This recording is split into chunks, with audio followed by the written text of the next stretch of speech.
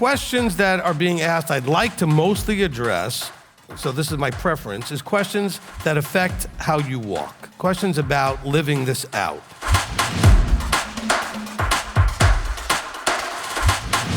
What he's always told me is, tell them that if they're doing what they're supposed to be doing, they'll be where they're supposed to be. But you need a teacher to teach you what it is you need to be doing.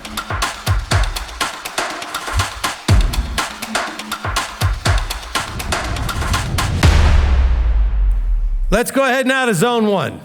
All right, so if you're in zone one here, you can line up with some questions. If you're on live stream, make sure as you're vetting them, Rob and the Shamish is back there, Rob, Gary, Kurt, that they are zone one when you ask the questions. All right, Steve, you have a question? Yeah, I have a kind of a question comment thing. So I just, maybe you could help here. Our attitudes are formed by our opinions, yet not always are our opinions based on fact, but perception. Well, we all know how dangerous our mind is of a neighborhood we shouldn't go in by ourselves. So what's a good way we could form our opinions without all the facts sometimes? Is there a way? Yes, good question, really good question. All right, so you all know that I've done a lot of these Rosh Kodeshes and stuff where I've talked about reality check and the idea of using the sort of the mall map, you are here thing. All right? And you can use that in every aspect of your life. I'm going to use it with the Gadol kids as part of the beginning of the program. You know, you always need to know where you're starting. Now, when you're in the mall, they have a map. And it already tells you, without any doubt, that where you're standing has an X, so you know exactly where you are. But what if you don't know where you are in an aspect of your life? Well, then you need to have somebody who has expertise to talk to you and get information from you to evaluate and help you understand where your starting point is. So that's where you seek guidance. All right, so there's a cycle that I taught for the first time when I taught the money, not the money mastery class, it was one I did at a Sukkot on understanding, finances and money. And the cycle applies to anything in your life, okay? You start off with a target. I want to be whatever, healthier, wealthier, wiser, better in my relationships, whatever it is, okay? So to get there, you need to first figure out where your starting point is. You got to know where you are here place is. And so to do that, you go and you seek counsel. And you say to the counsel, I want to be here. I think I'm here. I need you to help me figure out where I'm starting and what I need to do. And then with the counsel, you can get your bearings on where you are and where you're wanting to go and come up with a plan. Then you go off and implement your plan for a period of time. Then you come back and check in with your counselor in that whatever area you're of expertise you're looking at, and you say, okay, I need to have you're looking at and evaluating me again, and it's like, okay, where am I now? This is where I'm aiming. This is what I'm still trying to do, and this is what I've been doing, and this is the results I've been getting, and then we maybe tweak it, make adjustments based on how good or how not so good certain aspects of what you were trying to do were working, right? And then you go and make a new plan, and then you go out and implement your new plan, or the adjusted plan. And you do that for a period of time, maybe a couple of weeks, maybe a couple of months, whatever the time frame is agreed to. Then you come back, and again, you get your you are here. And it's always important that you have someone help you with the you are here, because where you think you are and where you are may not actually be the same, which is what Steve was asking, okay? You may think that you're way further along on your process in whatever area of your life than you actually are. And you need that reality check. Somebody who unemotionally, without a dog in the hunt, without any kind of vested interest, can in a neutral way give you an unbiased opinion. Someone you would trust to tell you the truth and be willing to receive the truth from them. It has to be someone you can receive it from. And then you go through the process of developing your plan, et cetera, implementing your plan, and then going through the process again of reevaluating. You may realize you need to change your target a little bit.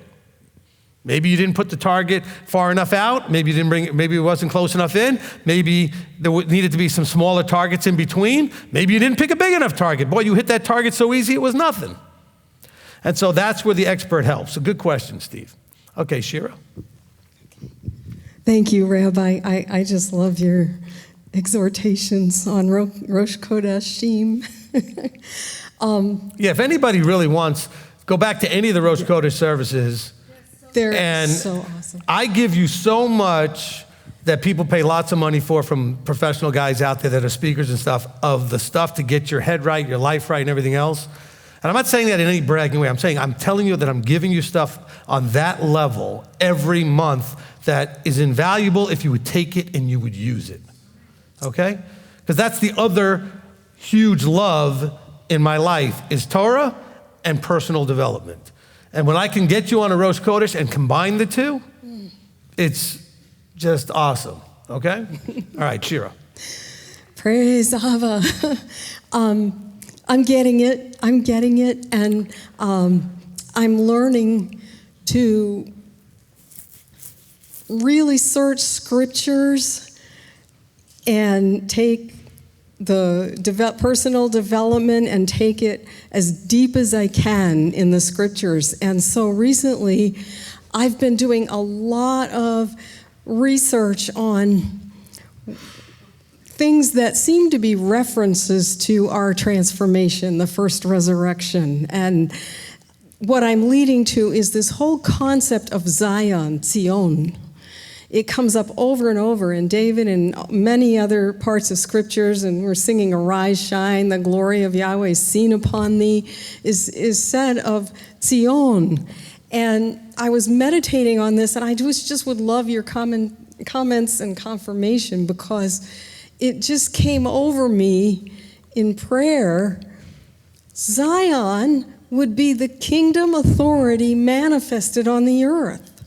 And that we would be part of that. The ones who would be part of that are the ones who submitted to his authority before he showed up in person.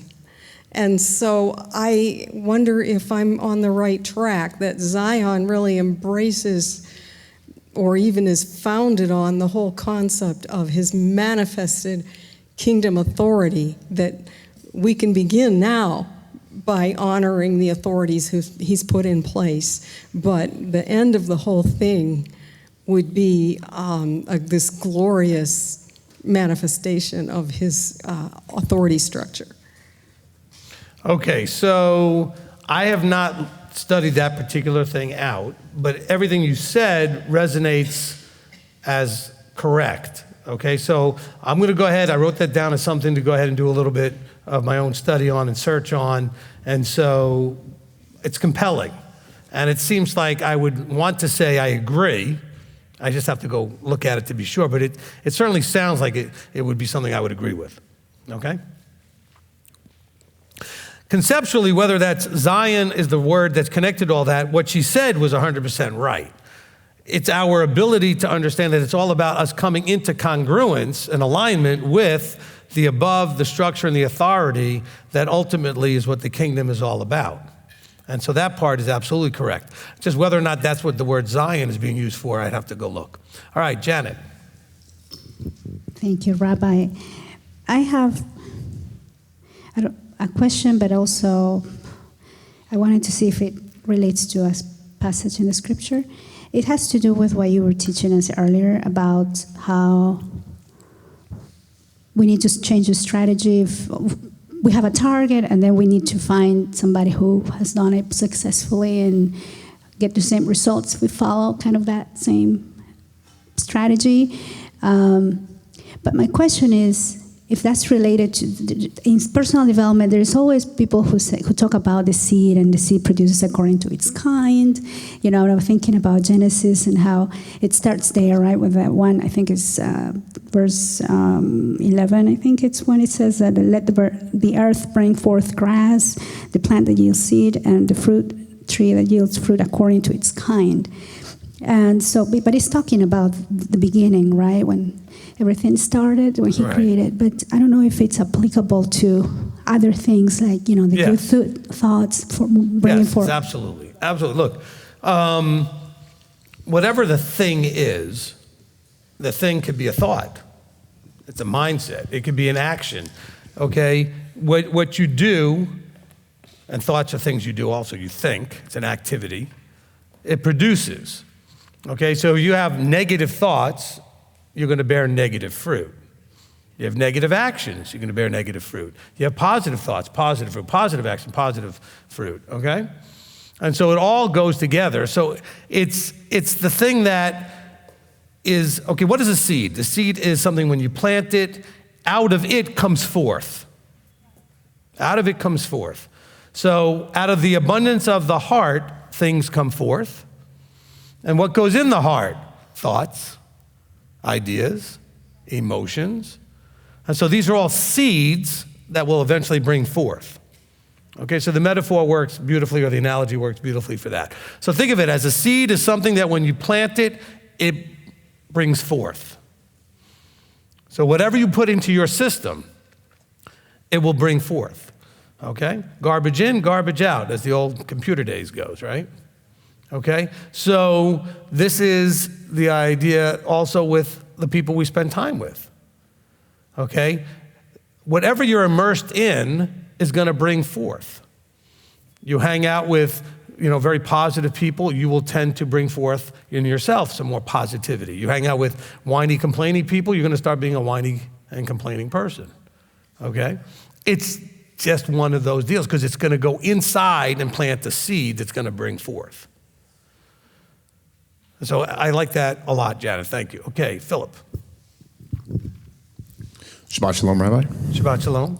All right, so I have a question based out of Devarim 16, verse 16 and 17. Right. All right, so The Shalosh Regalim. Right.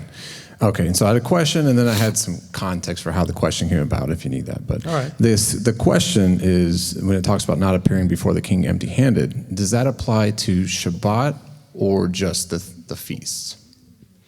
I think that when you look at Leviticus, 23, where it talks about all the holy days, it starts off with Shabbat, but it's talking about the idea that these were the pilgrimage feasts.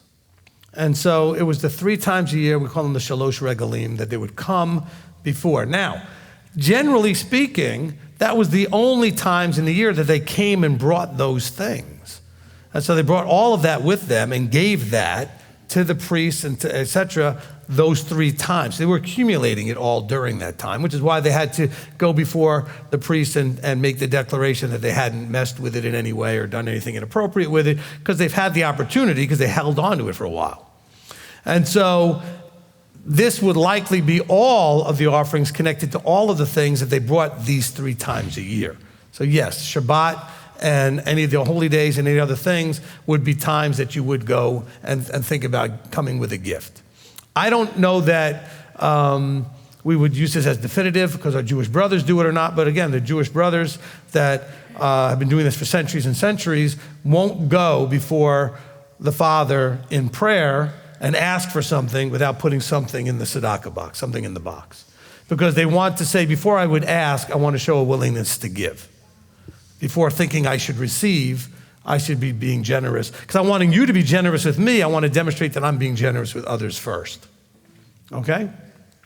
And so it's kind of like, if you don't forgive others, he won't forgive you. He wants you to do first before you ask him to do. So when it talks about the 3 times a year, I certainly would take it literally at least and say, when you come to those 3 feasts, which is what I always tell you guys before we get there, that you should not come empty-handed. I didn't say that yet. I should have said it this week as part of the announcements to remind everybody that there is this upcoming feast. It's the first one listed here is Chag HaMatzot, the Feast of Unleavened Bread.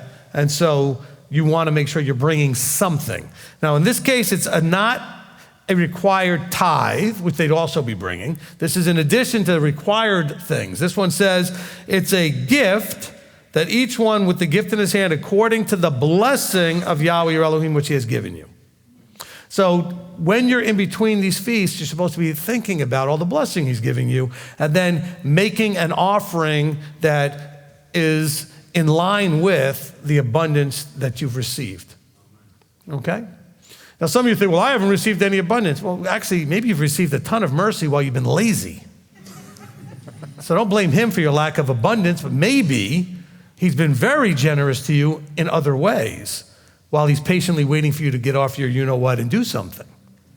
Okay, so don't only look at it financially. There may have been lots of areas in your life where he's been incredibly generous, and then you might think to be generous back. And again, there's no set amount for this. It's between you and him. Amen? Right. Okay. Thank you, Rabbi. You're welcome. Me personally, I wouldn't, before we had our own congregation, I wouldn't go anywhere and not put something in their box. Okay? Because if they didn't exist, I wouldn't have had a place to go. And I wanted to be appreciative and bless that that place was there. Okay?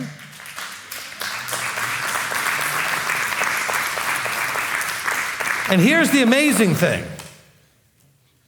There are still, I don't get mad, and this will be two different people could be mad for different reasons. Don't be mad because this is you, and don't be mad because others are doing it and it's not you. But there's still a reasonably large percentage of you, large meaning like bigger than you would think, that never put anything in the box. Or PayPal, or whatever method you do. We don't have anywhere near 90% or 100% people putting something. Not even close. And no congregation does. And you wonder, why are you here? In other words, why are you expecting him to give you when you're not a flow-through? When you want to be an endpoint? And I can tell you this, I know a bunch of people that are very generous, and they are getting stuff overflowing like they cannot believe. And those of you that are not, are not. Okay? And so this is not about us, it's about you and him, but I'm just telling you right now, those of you that give all the time will probably be mad and shocked that there are people that don't. And those of you that don't and know it's you, we know it's you, and we don't care. That's between you and him.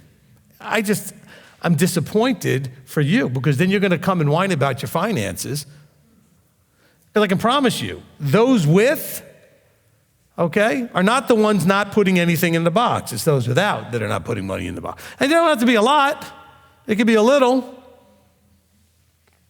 But you're doing nothing to show, I'm going to do my part. I don't understand that. Is there a fear of lack? Is it just because you think it's about me and you don't like me? When you give, it has nothing to do with the leadership here. That's purely between you and the Creator.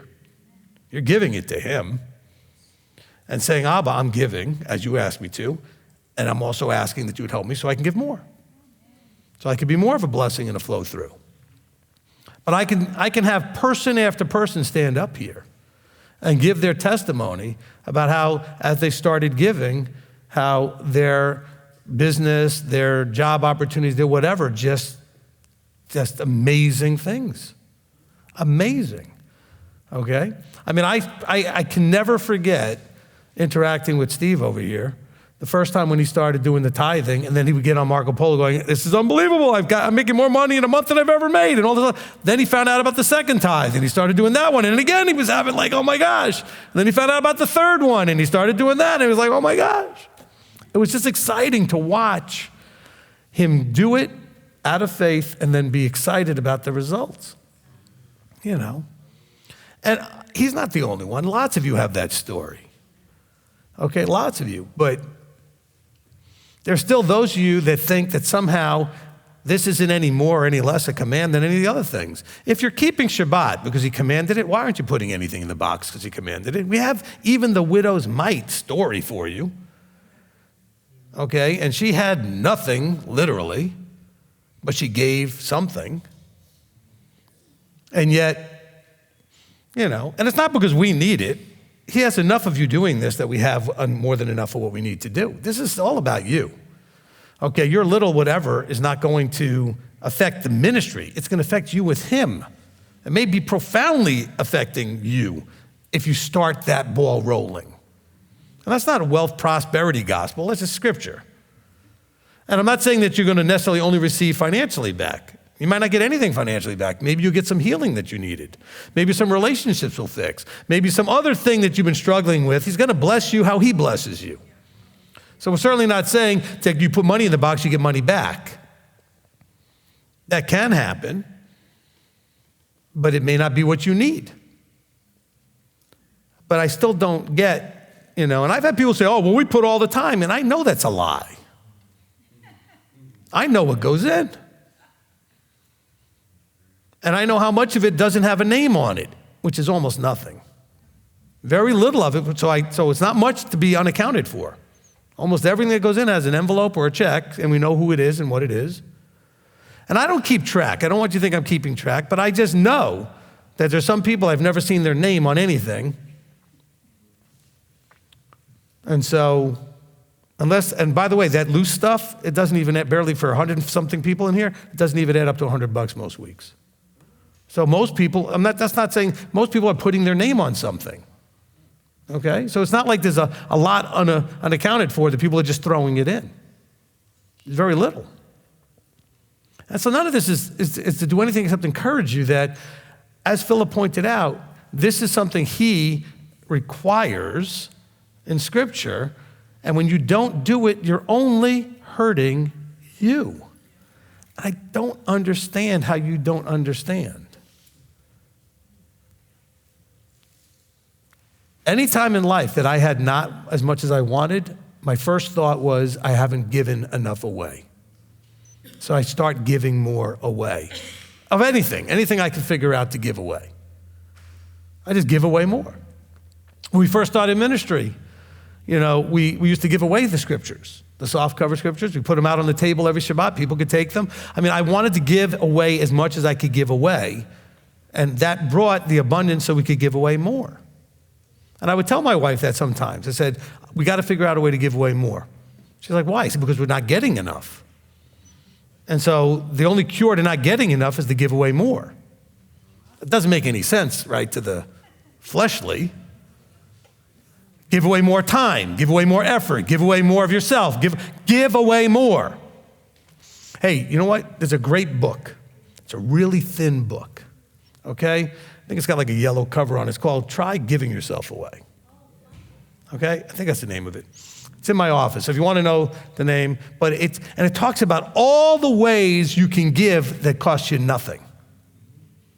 But just to have a mindset of giving. And this is written by probably a Christian or whoever. I don't know who it was written by, okay? But I got this book many, many, many years ago, at least 30. And it's a thin book, not a lot of pages, probably under 100 pages. And it's very powerful.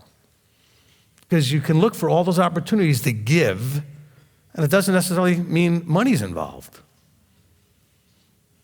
And the more you give, the more he says, you're a conduit, you're a flow-through, I can give you more.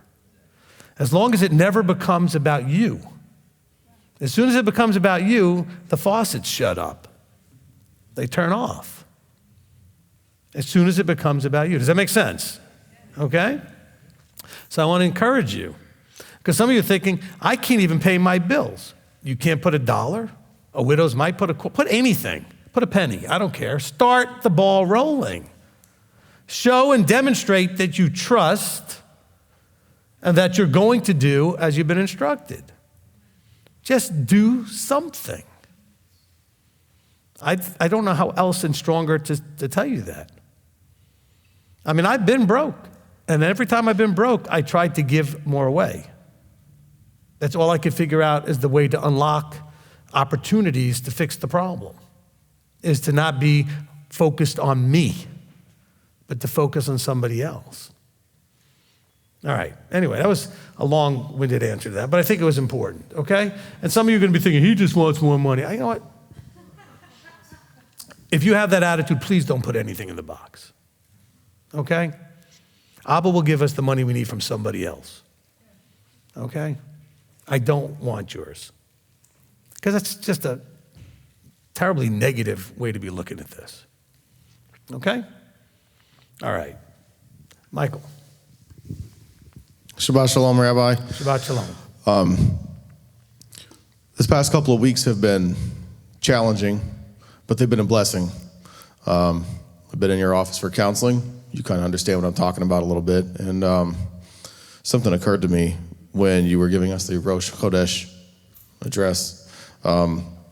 Is it when Shira was talking And you mentioned the Torah and personal development. At the same time, you like talking about Torah, you like talking about personal development. If you can combine the two, that's even better for you. But it's actually finally occurred to me in the last couple weeks that Torah is the beginning of personal development. Amen. It's not apart from it. It's the beginning of it. And like when we read about the prophets, Yeshayahu, Yirmiyahu, Yehezkel, Daniel, and those who are with him, these men were all ultra-high performers, but they weren't ultra-high performers of the things that they wanted to do. They were ultra-high performers in what he wanted them to do, because they decided, like you were just talking about, giving of themselves. And they gave, and they gave, and they gave, and they were servants, and they were willing to be the conduits. Much like in a business environment, I've had friends who are in sales, but I've never directly been in sales myself. But if you go over what they expect you to do, especially if you have a budget and stuff, they'll increase your budget. They'll increase your resources. So if we go over and above what he wants us to do, he'll increase our resources. He'll increase our budget. He'll increase our health. He'll increase our time. Amen. And but these men that I was just talking about, the prophets and all the ultra high performers, they were simply following in the footsteps of those who come before them, their heritage. Noah, Abraham, Moshe, all ultra high performers, all for him. There's nobody named in the Bible who's not an ultra high performer. Amen. Amen. Look, from a personal development point of view, let's take some of the people he talked about. Let's take Moshe. I think he's one of the best examples. Moshe started off, not the very beginning, but he started off when he got called of Yah and said, I don't want to do this. You called the wrong guy. I don't talk well. I got a problem with this and that. I mean, he had all these excuses. Isn't that what we all have at times at the beginning? In things that we don't want to do. Remember, this is a guy who was successful. He'd already been successful as a part of the court at Pharaoh's, and he was also successful actually in Midian. I mean, he was shepherding and doing all those things. He was successful. But now he's being asked to do something that was outside his comfort zone, and he knew certainly could get him killed. In other words, it could have an adverse reaction by the people he's going to try to work with. Like, why would the people listen to him? Certainly Pharaoh's not going to be thrilled with what he's doing and all these other things, okay? So then we watch his personality development, his personal development, as he then does it anyway.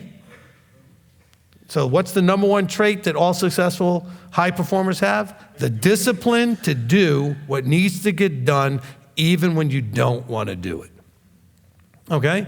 The discipline to do what needs to be done even when you don't want to do it. Moses did it anyway. And as he did it, guess what? He gained his confidence, and when do you hear Aaron speaking and not Moses? Even though Aaron was given to him as the one who was supposed to speak. Moses sure talked a lot for a guy who said he couldn't speak. Because it really wasn't a speech problem. It was an excuse. I'm not a good speaker and this and that, and you picked the wrong guy. But as he followed in what Yah called him to do, he realized that he was the right guy. He just couldn't see it from where he was originally. You can't see beyond a certain point. That's where faith and trust comes in. Thy word, right? Psalm 119, 105, right? Thy word is a what? A lamp. Okay? It's not these special, halogen lights that you get, that you can see for miles with. No, it's just a lamp. It only shows a few feet in front of you. You got to trust the rest of it, but you know that the feet that you have that you can see, that little distance is enough. And so you can stand there, or you can walk those few feet and then see a few feet more. Okay, so that's where the character development is. You see that. You see people also doing things they couldn't possibly understand, like Noah building an ark on dry land, nowhere near water. Why am I building a giant boat? And nobody told him up until the very end what he was putting in the boat. But he just knew he was making the biggest thing that he'd ever seen built, building this giant boat. But he did it anyway. I'm sure they mocked him and made fun of him because it took him a long time to make this thing. It didn't take him just a couple of weeks. It took a long time. And yet they kept walking by going, look at this guy. What are you building? Wasting your time, wasting your life. People might say that to you about your stuff. You probably have family who's saying, why are you giving them money over there? Why you put your money over here? Especially with unequally yoked spouses, where the one spouse doesn't know why you want to give money and put money here. And that's where you have to explain, I'm not putting money here. I'm doing what the Father said, and I'm giving money to Him, and this is the way I do it, through this group. Okay? And it's because of my relationship vertically that I do this. And that's a whole different way of looking at it. But as far as high performers, all of you have it in you to be a high performer. You know, it says that we want to hear the words, well done, good and trustworthy servant. We're also told that if your servant does only what's expected of him, he's a useless servant. So overproducing is the expectation, actually. If you only meet the expectation, you're not meeting the expectation. To really get the words, the expectation is that you'll overproduce. Well, I know that he expects a tithe. Well, give more than a tithe, overproduce. I know that he expects me to do this. Well, volunteer for more things. Be there for more things. Make more sacrifices. Study more, pray more. Do whatever. Do more than what you think is the minimum. You don't see a lot of minimalists in your scriptures being successful doing anything. They're just doing it anyway. And they're doing it without any fear. You don't think those prophets knew that they were going to get in trouble? That they weren't going to be just applauded and loved and praised as being, you know, this wonderful thing, this prophet? They didn't treat Jeremiah very well and a few others. But Yahweh told him and he believed him, that was it. He just went and did it anyway. Knowing full well, Yeshua, he knew exactly what was going to happen to him. He told them, he says, look, we're going to end up in Jerusalem eventually, and they're going to arrest me and kill me and everything. And they didn't believe a word he said because they just didn't think that that was what was happening. But he did it anyway. Hallelujah. But you struggle because you can't see it yet. That's why you have to have that leap of faith. Oh, I can't see it. Well, good. That's when faith comes in. It's good when you can't see it. What benefit is it to you when you can see it? There's no benefit to that.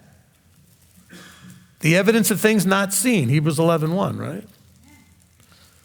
So you believe it even though it's not there for you to see it, but you know it's there. It's coming, or whatever it is that you can't see. That's your belief. Everybody wants to say we're saved by belief. Absolutely. You're not going to do what you need to do if you don't believe. And so you're not going to end up where you want to end up because you didn't believe. Or, I shouldn't say that, you always are believing. You just believe the wrong things. You believe your friend, your neighbor, or anybody who's tearing you down, all the negative stuff in your own head. You're believing all the wrong voices. But you still only do what you believe. You just don't believe him, what he says in the book. You do on the surface. You'll say the words, oh, I believe it, but do you believe? Your actions, right? James tells us that. He says, I'll see what you really believe watching what you do. I'll show you my belief through my actions, he says. Then we'll know what you really believe. That's what Abba expects you to do. So when he sees you do it, he knows you really believed him.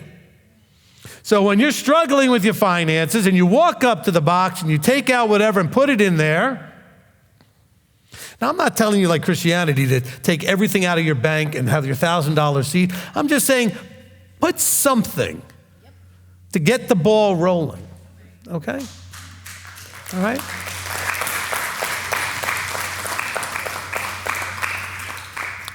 I want to talk for a minute to the high achievers or those who want to be high achievers. Step out of your comfort zone. In other words, whatever you were going to do, whether you're going to help somebody or do this, go ahead and stretch and do more than you thought or intended to do. Give more time, give more money, give more effort, give more something, okay? High achievers stretch themselves outside their comfort zone. So maybe writing that check or putting that money in the envelope is uncomfortable to you because it's more than you would normally want to do because you pick a number that's comfortable. Well, maybe you high achievers need to start picking numbers that are not so comfortable.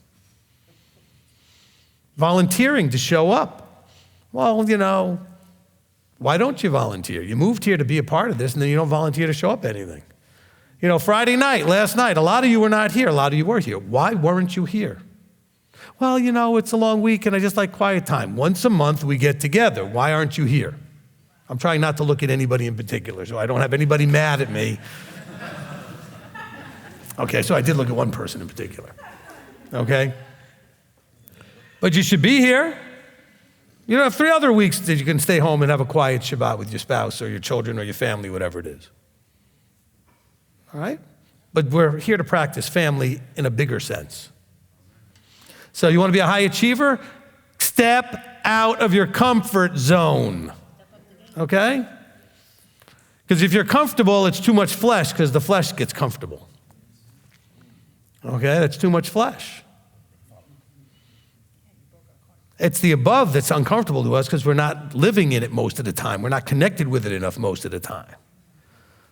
So go out on that limb and offer more. Like we have a feast coming up. Volunteer more than is asked of you. See if you could do more things. Oh, but then you're going to miss some classes. No, you're not. They're going to be recorded. Watch them later. That's the beauty of technology. Okay? Most of the staff and the volunteer leadership staff are going to miss almost everything as far as being there live when it's happening, so that you can be there, so that you can enjoy this event. Then they'll go back and watch it. They better go back and watch it. You better catch up on what you missed because you'll have missed stuff that you need. Okay? But you need to do that. And so stretch beyond your comfort zone. All right, we're going to get Justin, and then all the rest of it we'll try to get to the live stream. So I don't want them to think, here they go again, all the people there, and we're never going to get our turn. No, I got an hour still. You got plenty of time. All right, Justin, go ahead. Okay, first off, I have to say something what you said, and that is don't be an endpoint. As any physician will tell you, a blockage will eventually kill you. That's right, that's right, don't be an endpoint. A blockage will kill you. Okay, so my question is, I was watching Get Out the Leaven Part 1 again, a couple weeks ago, and in Matthew chapter 16, verse 3 and 4, it talks about, and I was hoping you could help me understand this because I didn't quite understand it in the teaching. It says that we're unable to discern signs of the times, but then a wicked and adulterous generation seeks a sign. So I was kind of torn between the two of that, of not understanding what was said in the teaching and what is taught here. Okay, so in other words, he's saying, look, there's signs all around you all the time about where we are in this process, where we are in the bigger picture of things, and you're not paying attention and you're not seeing all these things, but you're asking for a sign. He said, but there's signs all over the place that you ignore. Why are you asking me for a sign? There's plenty of signs and you're not paying attention. And so his response simply was, why are you asking when I've already given you signs? The signs happening everywhere, and you ignore all of those. You're not paying attention. You have no discernment. And he uses the example of the weather, right? He says, when it's evening, you say fair weather for the heaven is red. In the morning, you say stormy weather today for the heaven is red and overcast. He's like, you know that those things are signs of likely what the weather will be for going out and fishing. In the meantime, there's other things happening as far as like when he says the harvest is ripe for picking, but the workers are few and that kind. You're not paying attention because you're too myopically focused on only what you want to focus on. So they're asking him for that one overtly obvious thing. So he says, fine, I'm going to give you the sign of Jonah. Mm-hmm. Okay? So just more worry about doing than be found doing. Yeah, but also be aware that there's all kinds of things happening all the time to give you a sense of what you should be doing in relation to where we are in time. This is not about figuring out if it's end times. Even if this was, you have no idea if you're going to be here next week, let alone through the whole thing or how that's all going to play out, because anything can happen. We have stories all the time of somebody getting killed, somebody having an accident, somebody having a heart attack, all kinds of people die at all different ages all the time.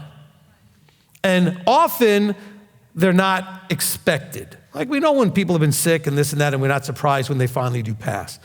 But a lot of them come up and you're like, whoa, I didn't see that coming. That person was in great health as far as I knew it, or an accident just took them, or some tragedy So you have no idea what your end date is, okay? So you should be seeing the signs of the times to get you to do everything you can where you are right now. And he's saying, you guys are not paying any attention. In other words, you're complacent, you're just kind of plowing through life and blah, blah, blah. So you're looking for some one big momentous sign.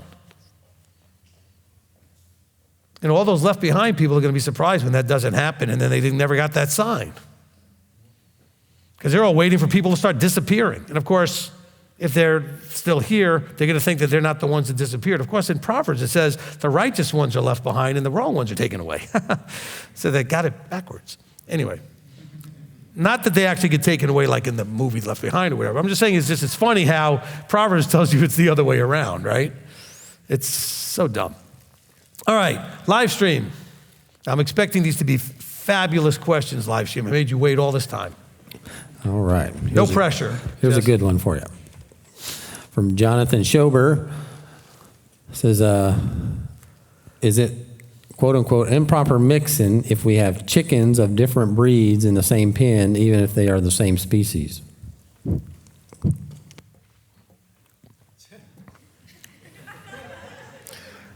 Look, I think that if you're dealing with something that could happen out in nature, that it's fine. And so you could certainly get different chickens finding each other and all kinds of things like that. And so I wouldn't worry about that. We went from personal development into the sexual activities of chickens. How did that happen? Live stream, I put you on notice, and look what this is what we get. But wait, there's more. But that's okay, because I was actually going to say, as far as the chicken's concerned, I don't give a cluck. I said cluck. I said cluck.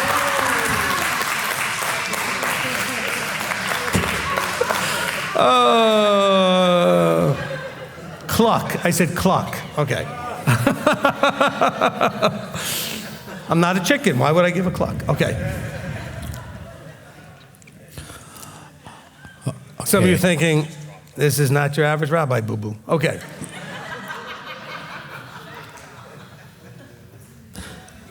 Okay, second one from Jonathan is, how are we to observe the Nida purity laws in this modern age? I want to be sure my family is doing it correctly.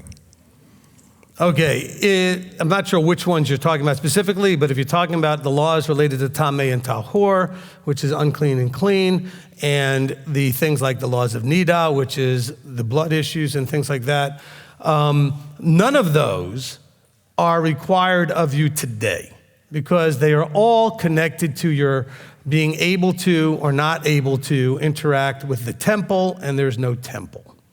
Okay?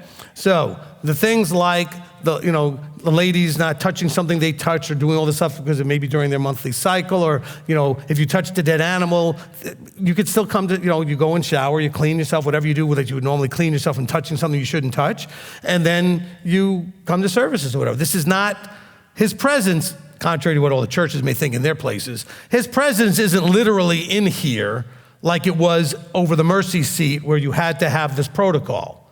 Oh, yes, he's on some level interacting with us here, but we're talking about the actual presence, often referred to as the Shekhinah, is not here in that way.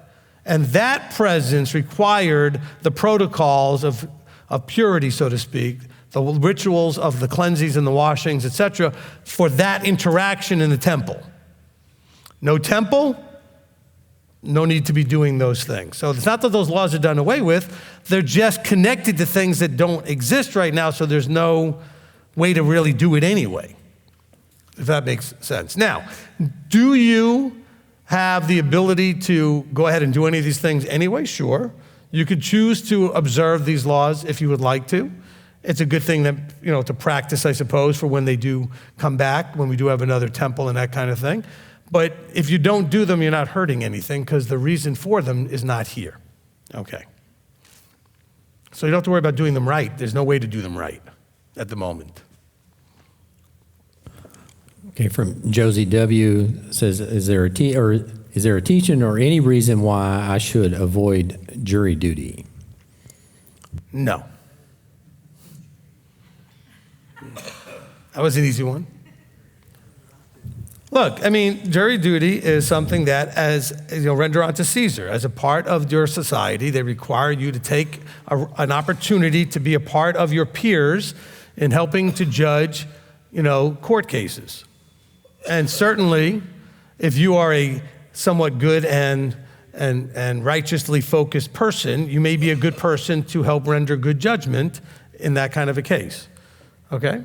So the only reason people generally avoid these things is because they don't want to do it. It's inconvenient. They have to sit around waiting if they ever get called and all that kind of stuff. But think about it. If you ever get in trouble, who do you want to be sitting there on your case? All right? All the people that had nothing better to do that wanted to be there, or the people that actually may have some quality to their judgment, but they really don't want to be there, but they're there because they know that they need to be a part of that program. All right, next. Okay, from Yaakov Yudin, it says, Rabbi, can you please explain why you teach that we baptize ourselves despite the verses where it says someone immerse someone else? Can you also explain why you don't immerse in all three, the Father, Son, and the Holy Spirit? Can anyone be the overseer of the baptism, or does it have to be someone within the authority? All right. Okay, first of all, we have to understand the words that are being translated, okay? Yochanan HaMatbil, Yochanan the immerser. Immerser was a role, okay? So when it talks about immersing, it doesn't mean that somebody's physically taking you and dunking you. It means that they're supervising and witnessing the process being done correctly, okay? And so if you went to any of the archaeological digs in Israel where they've uncovered mikveh pools, and the word mikveh is for the place where they do the immersion. So a mikveh is not an immersion, a mikveh is a place you do the immersion, but over time the words become synonymous with both, okay? Really you're doing tevilah in a mikveh. All right, now, when you look at the mikveh pools that they've uncovered, you'll see that there's basically a staircase that goes in, then it's deep for a certain amount of space, and then a staircase coming up the other side, and there's a little platform in the middle where the person who is the immerser would stand to observe that you did it correctly. Okay? Now that's not talking about what John was doing in the Jordan, because John was doing it in public with people who were fully dressed, etc. This mikveh pools were done with people who would get fully undressed, because if you were going from tameh to tahor because you were either having, as a woman, your cycle, or a man, you came into contact with something unclean or a dead animal, whatever, you had to go in. Because remember, they didn't bathe and shower like we do. Although I'm finding out that not everybody's doing that even today, which is frightening, okay? But they would go and wash, and they would take off everything, and they would even untie their hair to make sure that the water went through every strand, okay? So that they could make sure that they were washed. And so the person standing there would be witnessing to make sure that they went all the way under and everything got washed, so that you would not be risking coming out, going to the temple, and getting zapped, okay? Because you would not be able to go in that state of uncleanness without risking getting killed, really, okay? So it's a very important role. And my assumption is that in those private mikveh places, they had a lady watching the ladies and a man watching the men, as far as it just being the role of witnessing that they did it correctly. Now, from another point of view, the idea of mikveh being a change of status, John was doing it in the Jordan with the idea of changing from sinner to righteous, in other words, for forgiveness of sin, the repentance part. Come and repent and be immersed. And so leaving the old you behind. So it was, again, a symbol of status change. You see this with Moses immersing Aaron and his sons to start them in the status change from layperson to priest. Okay? And so that's number one, to hopefully answer the question as far as the immersing thing. This is not about the person immersing you. This is about you and what you're doing, and that witnesses are witnessing you doing it. So it's between you and the Father. It's not about the person. And besides which, I've watched a few of these things, at least on video, where people have, talk about getting baptized and having like big churches bring their whole group there, and they're like whiplashing people in the water. You know, man, that did not look like it was fun. Okay, all right. So immersing yourself now, but you're doing it in front of witnesses with the declaration of I'm doing this to change status, and now the witnesses know that you've done this. Same thing like getting married. You do it in front of witnesses, so if everybody knows you did what you did, so they know your status is now married versus single. Okay? Now, as far as immersing in the names, okay, the one verse that sounds like it says the three of them is actually an added verse, or that part is not actually in your Greek. And so you can go back and look that up. That's not what it actually says. Okay? So we do this in the names of the Father and the Son because that's the only two that we have to do this in. Okay? But the Catholics who want to try to then bring in with the rest of mainstream Christianity this idea of a third being and the Godhead being three and this Trinity thing, that's where they force these things into your scripture. Now, if you listen to the teaching, do you know the Father and the Son? You understand that there are two, a Father and the Son. The Holy Spirit is an element of the Godhead, but is not a being. Of course, when they start translating the Ruach as ghost, it now sounds like a being, because a ghost is some sort of spiritual manifestation of something that was or is a being. That's how we picture a ghost. All right? But this is explained in detail in understanding the Ruach and in the Father and the Son teaching. All right, next question.